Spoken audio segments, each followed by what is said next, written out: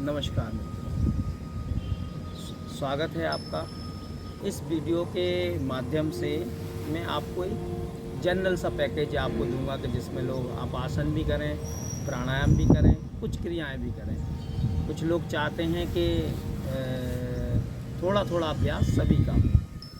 उससे पहले ईश्वर से हम विनती कर लेते हैं, जो कि परम आनंद है, सबका दाता है।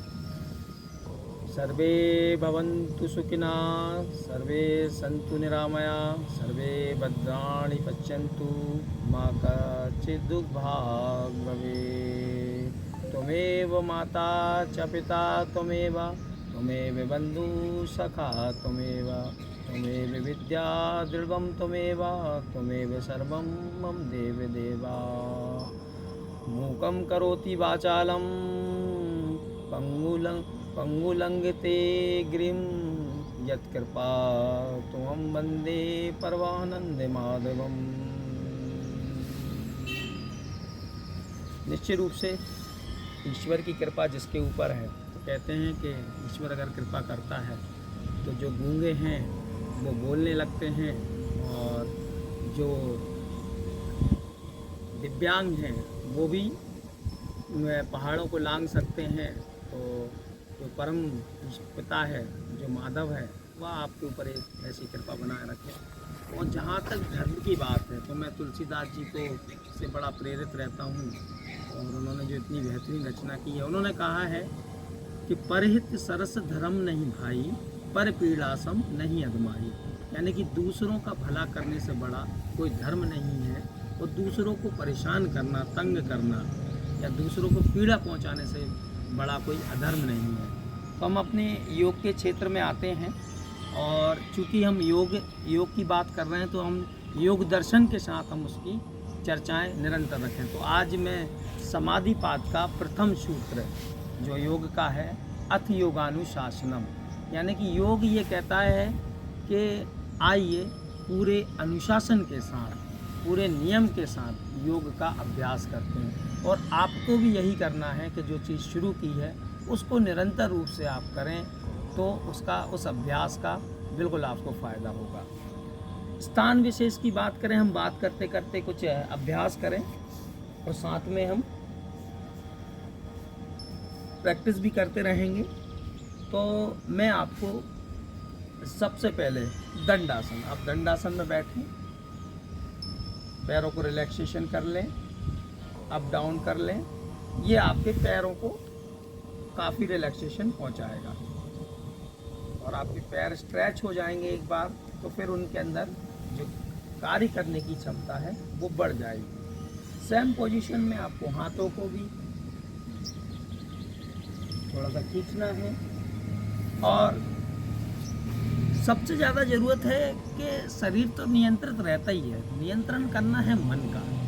तो हम कुछ कंसंट्रेशन के पोस्चर, कुछ बैलेंसिंग के पोस्चर, ये सारी की सारी चीज़ें हम करें। और प्राणायाम से क्या लाभ होते हैं ये आपको सब ये देखने को मिलेगा। तो हम शुरुआत करें कुछ डिफ़िकल्ट आसनों से। सीधा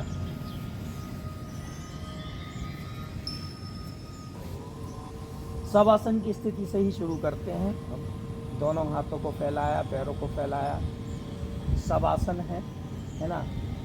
यहाँ पर हम सबसे पहले पवन मुक्तासन, क्योंकि पवन को मुक्त करना सबसे पहले जरूरी है, तो इसलिए पवन मुक्तासन। पवन मुक्तासन के बाद हमको ज़रूरत है कि जो हमारी जो पाचन क्रिया है वो सही रहे, तो उसके लिए है विपरीत करनी, जो मैं आपको पहले ही बता चुका हूँ, हमारे पेट की जो जठराग्नि है उसके लिए। तो पैरों को उठाएंगे हम 30, 60, 70 एंड 90, और पूरा का पूरा लोड हम एल्बो पर दे देंगे। ये है हमारी विपरीत करनी। जिन भी मित्रों का भोजन सही से नहीं पचता है, पेट सही नहीं रहता है, विपरीत करनी बहुत फायदेमंद है। हमने पेट के लिए कर लिया, अब हम आएंगे अपनी कमर के लिए। चिर परिचित आसन है भुजंगासन। दोनों हाथों को ऊपर की ओर ये हम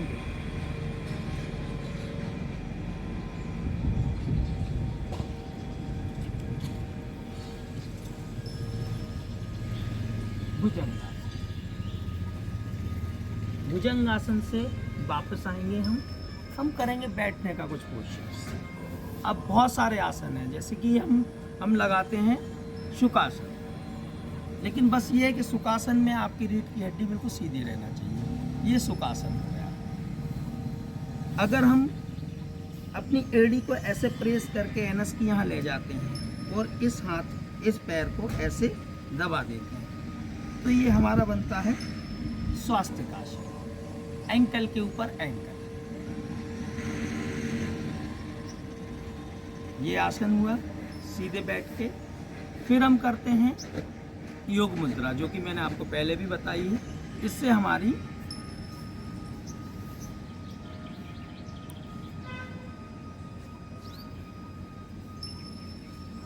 उससे पहले हम एक कंसंट्रेशन का पोस्चर कर लेते हैं, पर्वतासन। ये पहले भी आप देख चुके हो। आंखें बंद। अब हम बात करेंगे योग मुद्रा। योग मुद्रा से फायदा ये होता है कि जो ब्रेन को जो ब्लड की सप्लाई है वो अच्छी मिल जाती है, क्योंकि हमने लोअर बॉडी को लॉक कर रखा है। तो ये हम मुद्रा बनाएंगे, यहाँ पर पीछे लॉक करेंगे और आगे की ओर सिर ऊंचा करके झुकेंगे।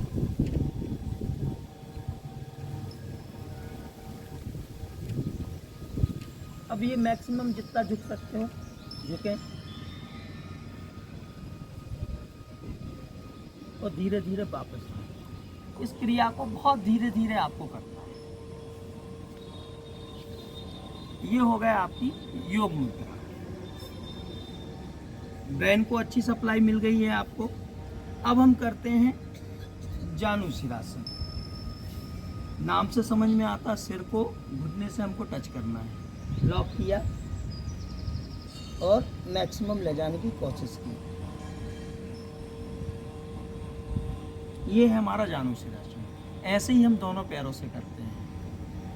हमें बैक की स्ट्रेचिंग देना है। मोस्टली गर्मियों में बॉडी में क्रम्स बहुत आते हैं, हाथ पैर बहुत दुखते हैं, तो ये आसन बड़े मददगार होंगे।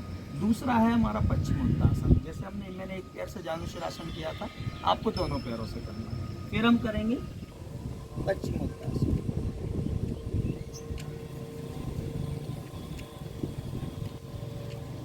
ये हुआ आपका पश्चिमोत्तासन। बात हमने बैलेंसिंग की भी की थी, तो बैलेंसिंग के लिए पोस्चर है, आप देखेंगे कठिन आसन है। अब धीरे धीरे लेकिन सबसे लगने लगता है। हम करेंगे बकासन। बगुला जिसके नाम को संस्कृत में बक कहते हैं। ये हुआ बकासन। फिर हम करेंगे एक पाद बकासन। धीरे से वापस।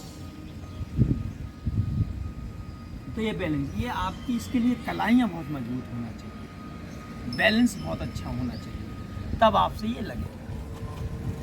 अब आएंगे बहुत एक प्रिय आसन है मयूरासन। कठिन है, मैं भी बहुत दिन के बाद इसको प्रयास करूँगा। कहते हैं इस आसन के अभ्यास में जहर जैसी वस्तु भी पच जाती है।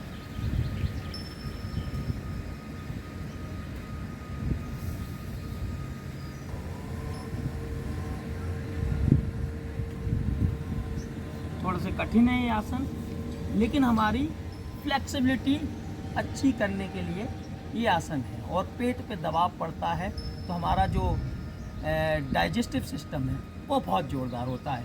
मयूर का डाइजेशन इतना बेहतरीन है कि वो सांप को खाती है और सांप को पचाती है। तो ये हुआ हमारा मयूरासन। ये डिफ़िकल्ट आसन है।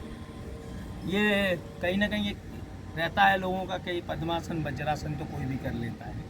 कुछ ऐसे पोस्चर्स हों जिनमें कहीं ना कहीं थोड़ी सी मेहनत दिखाई दे। हम दूसरा करेंगे एक और कठिन आसन, शीर्षासन। शीर्षासन लगाने की विधि, दोनों हाथों को एक शंकु का आकार बनाइए।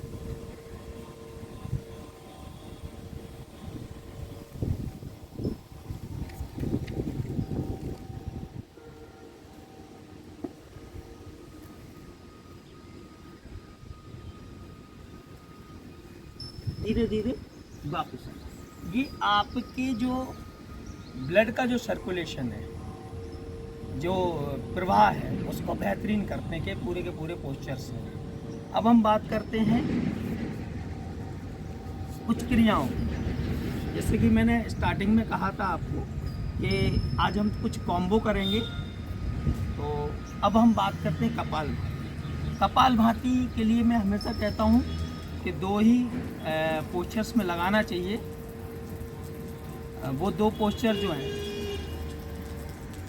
क्रियाओं में सबसे जो बेहतरीन आजकल है, पॉपुलर भी है, कपालभाति। स्पाइन को बिल्कुल सीधी रखना है, हाथों से दोनों घुटनों को अच्छे से पकड़ना है और स्ट्रोक देना है।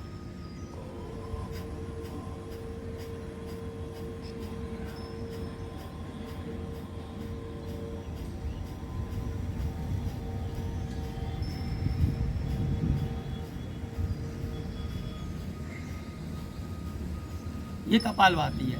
पेट से स्ट्रोक देते हैं हम और नाक से जोर से सांस को निकालते हैं। अगर हम इसी कपालभाति और उज्जाई को मिक्स कर लें, एक उज्जाई प्राणायाम होता है, तो यही क्रिया हो जाती है भस्त्रिका प्राणायाम। भस्त्रिका के लिए पहले हमें थ्रोट से खींचकर सांस को अंदर लेना है।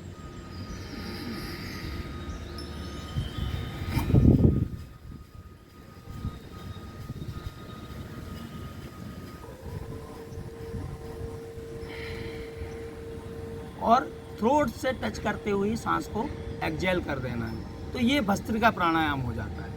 तो कपालभाति और उज्जाई प्राणायाम का, अगर उज्जाई की बात करें तो उज्जाई हम गले से थ्रोट करते हैं। ये हमारे स्वर तंत्र को सुधारता है। जो खराश है, जो स्वर खराब है लोगों के, या कफ के जो रोगी हैं, उनको ये बहुत फ़ायदेमंद होता है। उज्जाई प्राणायाम की हम जो बात करें तो उज्जाई प्राणायाम जो है वो थ्रोट के थ्रू लिया जाता है। मतलब उज्ज की आवाज़ आती है, जोर से आवाज़ करना उज्जाई है। अब देखिए, ये जो मेरा थ्रोट एरिया है, यहाँ से मैंने इनहेल किया,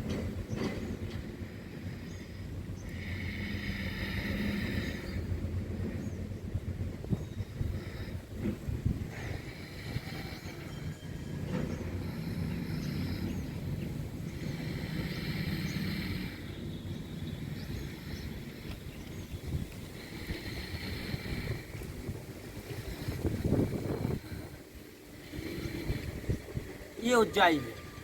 और तीसरा जो हमारा प्राणायाम है वो हम कर सकते हैं भ्रामरी। भ्रामरी में जो ओम का आखिरी माँ है, इनहेल किया और हल माँ की आवाज़ में सांस छोड़ना है।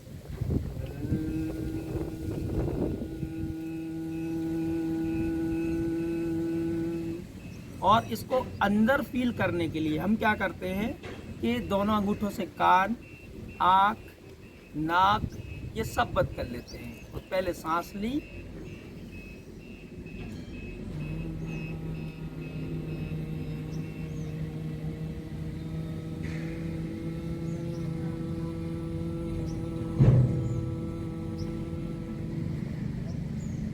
जिनको माइग्रेन की प्रॉब्लम है या कानों में कुछ दिक्कत रहती है, उनको ये बहुत फ़ायदा पहुंचाता है उज्जाई प्राणायाम। इसी वीडियो में उज्जाई को लेकर विस्तार से हम लोग चर्चा करेंगे। और अगला जो हमारा प्राणायाम है वो है अनुलोम विलोम, जो हम आसानी से कर सकते हैं। सांस लें, लेफ्ट से इनहेल किया, बंद किया, राइट से एक्सहेल करिए। अब देन अगेन राइट से इनहेल, लेफ्ट से एक्सहेल। तो लेफ्ट से शुरू, राइट से एक्सहेल किया, फिर राइट से इनहेल किया, लेफ्ट से एक्सहेल किया। ये अनुलोम विलोम है ना। दोनों नाड़ियों को शुद्ध हम करते रहते हैं। गर्मियों में 2 प्राणायाम बहुत बेहतरीन है, जो कभी आपको प्यास लग रही है और आपको मन विचलित सा हो रहा है और पानी मौजूद नहीं है, तो शीतली और शीतकारी। शीतली के लिए जीभ की हम एक चोंच बनाते हैं,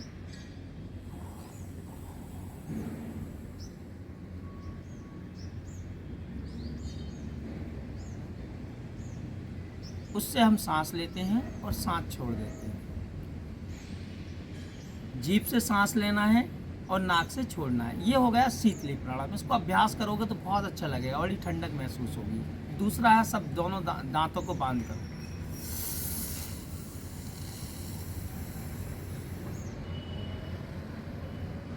दांतों को आपस में मिलाकर, और जीभ निचले वाले दांतों के नीचे से सीधी चिपकी रहेगी, ताकि जो अपशिष्ट पदार्थ हैं वो जीभ पर चिपक जाए, अंदर ना जाए। एक बार और,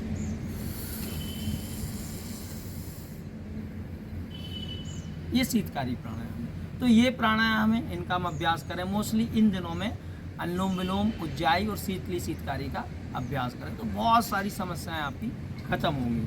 अब हम क्रियाओं में आते हैं। एक क्रिया हमने कर ली कपालभाति, दूसरी क्रिया आँखों के लिए। तो हम नासाग्र दृष्टि और भूमध्य दृष्टि, है ना। तो नासाग्र के लिए हम ऊपर की ओर कंटिन्यू अपनी दृष्टि को ऊपर की ओर रखेंगे, मतलब नाक पे हम नाक की ओर हमारी आंखों से देखेंगे, सिर ऊपर करके हमारी नाक की तरफ दृष्टि रहेगी। ये नासाग्र दृष्टि है। एक दृष्टि करेंगे भूमध्य दृष्टि, भवों को देखना अपनी आंखों से। ये आंखों की एक्सरसाइज हो गई। और दूसरी जो कंप्लीट विधि है वो है त्राटक विधि। अपने हाथ के अंगूठे को सामने रखिए, दाहिने अंगूठे को, और इस हाथ से इसको होल्ड करिए और कंटिन्यू उसको देखते रहिए जब तक आपके आंख में आंसू नहीं आ जाते। चाहे तो अंगूठे के जो नेल्स हैं उस पर कोई पॉइंट बना लीजिए और उसको रेगुलर देखिए। इससे आपकी कंसंट्रेशन पावर बहुत स्ट्रांग हो जाएगी। जैसे ही आपको आंख में आंसू आते हैं, आंख बंद करके उसी पॉइंट को जो आप आपके अंगूठी के नाखून में देख रहे थे उसी को इमेजिन करें। और ये हो गए, इसको कहते हैं त्राटक क्रिया। त्राटक क्रिया कुछ लोग दीवार पर पॉइंट बनाकर, कुछ कैंडल्स की लौ के ऊपर करते हैं। त्राटक विधि को भी हम अगले वीडियो में एक इस पर अच्छे से एक्सप्लेनेशन करके आपको बताएंगे। अब हम बहुत देर से बैठे हुए हैं तो कुछ पोस्चर्स कंसंट्रेशन वाले कर लेते हैं, जिससे कि हमारा पैरों का जो खिंचाव था, और कुछ स्ट्रेचिंग वाले हम कर लेते हैं। सबसे अच्छा आसन है त्रिकोणासन। बहुत देर से हम बैठे हुए थे तो इसके लिए दोनों हाथ सीधे ऊपर की ओर देखेंगे,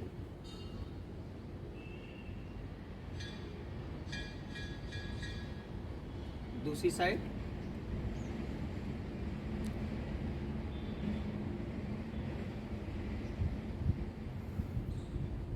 त्रिकोणासन, अर्धचक्रासन।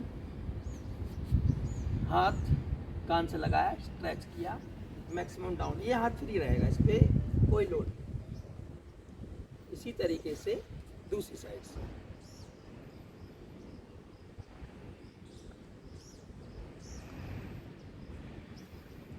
एक और कंसंट्रेशन का आसन करेंगे, वृक्षासन। अच्छे से खूब बैलेंस बनाइए, इससे आपकी बैलेंसिंग बहुत स्ट्रॉन्ग होगी।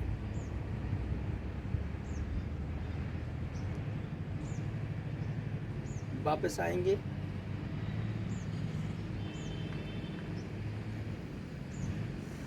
और लास्ट पोस्चर जो है हमारा, लास्ट 2 पोस्चर्स एक और कर लेते हैं हम, ताड़ासन। इससे हम पूरी बॉडी को स्ट्रेच कर लेंगे। दोनों हाथ पलटे, कान से लगाया, स्ट्रेच किया। शरीर संवर्धनात्मक आसन कहते हैं इसको। ये हमारी फ्लेक्सिबिलिटी को बढ़ाता है, हाइट गेन कराता है। Down, heels down. गरुड़ासन, जिनको बोल एक की प्रॉब्लम्स हैं, नी नॉक की प्रॉब्लम्स हैं, उनके लिए फायदेमंद। भगवान गरुड़ जी के ऊपर ये बनाया हुआ है। तो लास्ट हमारा है नटराज आसन।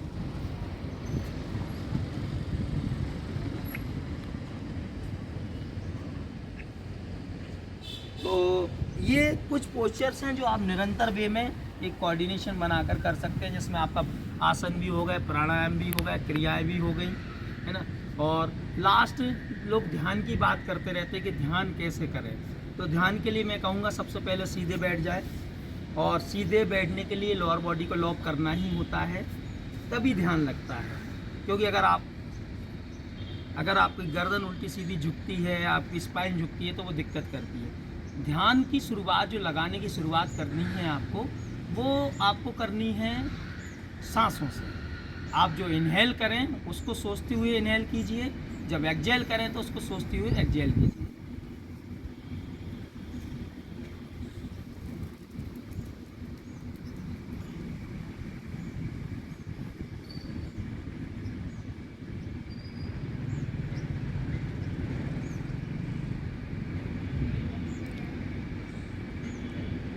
और इसमें कोई आवाज़ नहीं करनी है। इनहेल किया, एक्सहेल किया, उन्हीं सांसों, हमारे प्राणों पर ध्यान लगाकर हम इसका अभ्यास शुरू कर सकते हैं। जैसे ही प्राणों से ध्यान हटता है हमारा, तो बाहर जो भी है एक अच्छे स्वच्छंद वातावरण में बैठकर योग करें, जो भी चिड़िया पक्षियों की आवाज़ हो, तो अपना ध्यान उस तरफ की ओर आकर्षित कर दें, तो उसको महसूस करें। तो आज के वीडियो में इतना ही। काफ़ी कुछ मिक्स करके आज मैंने दिया है। आप अपने कमेंट्स कीजिए कि आपको योग से किस संबंध में और जानकारी चाहिए है। मैं निश्चित रूप से उसके अगले दिन ही आपको वो वीडियो बनाकर तैयार करूंगा और आपके लिए प्रेषित करूंगा। तो आज के लिए इतना ही। जय हिंद, जय भारत।